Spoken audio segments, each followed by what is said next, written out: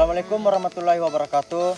Perkenalkan, kami dari kelompok 1 ingin membawakan video pembelajaran materi komunikasi bisnis, yaitu pesan media elektronik dan definisi komunikasi. Perkenalkan, nama saya Muhammad Fikri Haikal. Saya Dimitri Juliansyah. Saya Salsabila Sarani. Saya Sabir.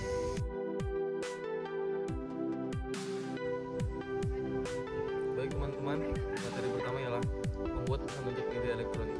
Dalam materi membuat pesan untuk media elektronik ada 4 pembahasan. Yang pertama, pengertian pesan elektronik. Yang kedua, etika mengirim pesan elektronik. Yang ketiga, cara mengakses pesan elektronik. Yang keempat, metode mengirim pesan elektronik. Pengertian pesan elektronik ialah pesan dengan format digital dan dikirim melalui jaringan komputer atau internet sebagai jaringan yang menghubungkan berbagai jaringan komputer dunia dan memungkinkan penyampaian surat elektrik secara cepat. Etika dalam surat elektronik sama dengan etika dalam menulis surat biasa. Ada surat elektronik yang bersifat formal dan ada yang informal. Dalam etika penggunaan pesan elektronik ada beberapa poin penting.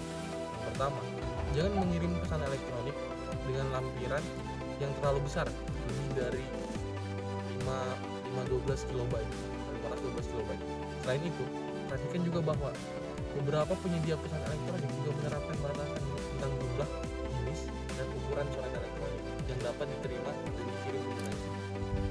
Yang kedua, jangan mengirim lanjut surat elektronik tanpa berpikir kegunaan bagi orang yang dituju. Yang ketiga, selalu isi kolom subjek. Yang keempat, dalam mengutip tulisan orang lain, selalu usahakan mengutip sebelumnya. Yang kelima, jangan menggunakan huruf kapital terlalu banyak, apalagi semuanya. Yang keenam, jangan gunakan kata-kata yang tidak sopan. Gunakanlah kata-kata yang santai. Cara mengakses pesan elektronik. 1. Peramban web. Dengan cara menggunakan peramban web seperti Mozilla Firefox, metode ini disebut sebagai web based. Artinya, kita menggunakan media web sebagai perantara ke kotak surat elektronik. 2.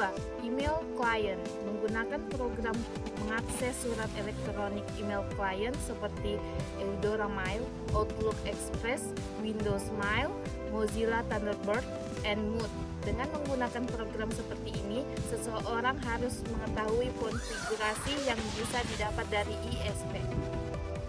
Cara mengirim pesan elektronik. 1. Pesan elektronik dikirim internet. 2.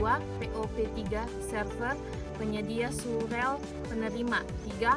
Mail client di komputer si penerima. 4. Surat elektronik dibaca si penerima. Keamanan pesan elektronik. Surat elektronik dapat diamankan dengan melakukan teknik pengacakan. Salah satu program enkripsi yang populer adalah PGP, Pretty Good Privacy. Dengan memakai PGP, maka isi akan dienkrip dan hanya orang yang tertuju dapat mendekripsi dan membaca surat elektronik tersebut.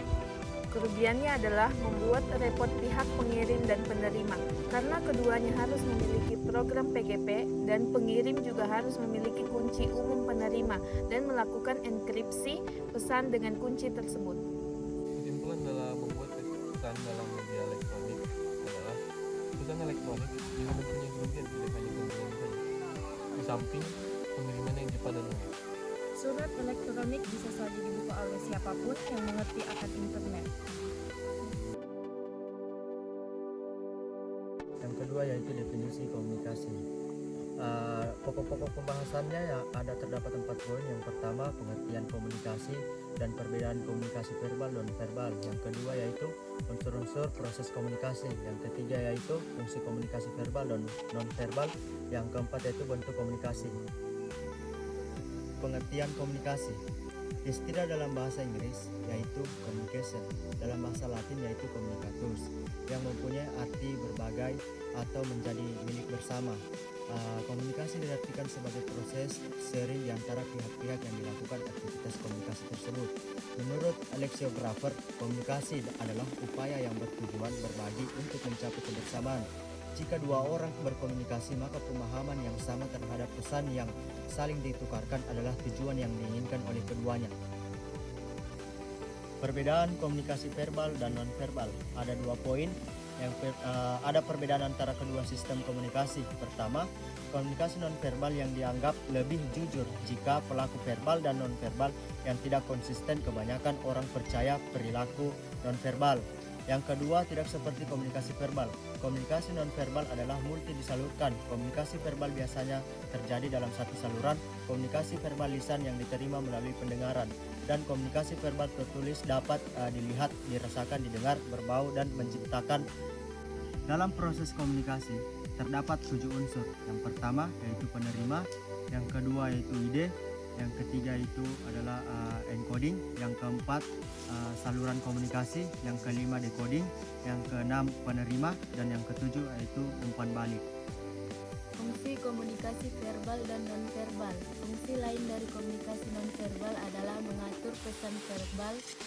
Pesan-pesan nonverbal berfungsi untuk mengendalikan sebuah interaksi dalam suatu cara yang sesuai dan halus, seperti misalnya anggukan kepala selama percakapan berlangsung. Selain itu, komunikasi nonverbal juga memberi penekanan kepada pesan verbal, seperti mengacungkan kepalan tangan. Dan 33 akhirnya, fungsi komunikasi nonverbal adalah perlengkapan pesan verbal dengan mengubah pesan verbal seperti tersenyum untuk menunjukkan rasa bahagia kita.